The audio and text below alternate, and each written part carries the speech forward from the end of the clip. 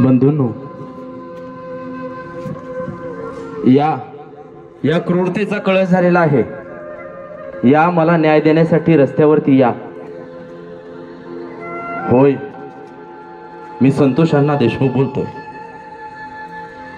माझ्या बांधवांनो, मी संतोष देशमुख मसाजोग येथील तुमचा एक निस्वार्थी सेवक आहे। आज मी या जगात नाही, कारण राजकारणातील पाळलेल्या गुंडांनी माझ्यावर अमानुषतेचा कळस गाठत माझा जीव घेतला आहे। माझं काय चुकलं होतं? फक्त हेच की मी सर्व समाजासाठी काम केलं, त्यांचं कल्याण साधलं। मी रांजल्या गांजल्यांसाठी धावून गेलो आणि दुर्दैवाने हेच माझ्या मृत्यूचं कारण ठरलं।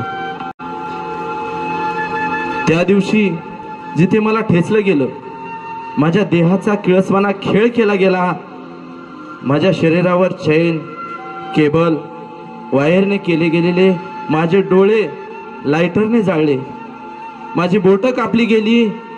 WWE गेम मधील खेळाप्रमाणे माझ्या अंगावर उड्या मारण्यात आल्या।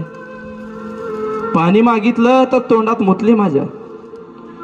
मी मरण मागत होतो, पण हे समाजकंटक मला हाल हाल करून राक्षसी आनंद घेत होते। मृत्यूला दया आली बांधवांनो, परंतु या हैवानांना दया आली नाही। माझा जीव गेला तरी माझ्या मृतदेहाशी विटंबना 4 तास चालू होती, पण त्या जखमापेक्षा माझ्या आत्म्याला अधिक वेदना तेव्हा झाल्या जेव्हा न्याय देवतेने डोळे झाकले पाहिले। रक्षकच जर भक्षक असेल तर न्याय कोण देणार? या गुंडांना राजकीय वरदहस्त मिळाल्यामुळे त्यांच्यावर कोणतीही कारवाई झाली नाही।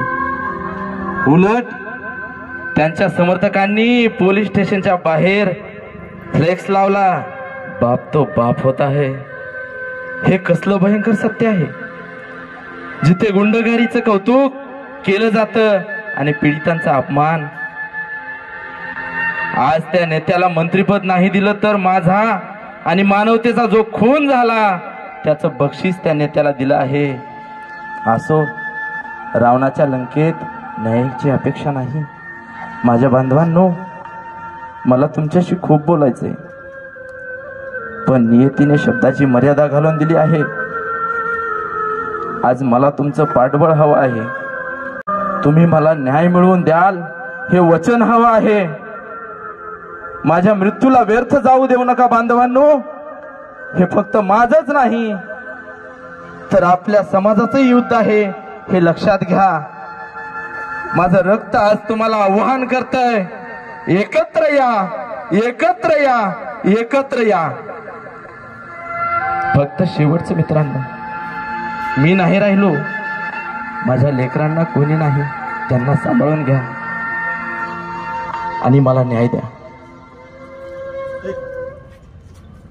हॅलो, अतिशय काळजाला पाजर फोडणारं वाक्य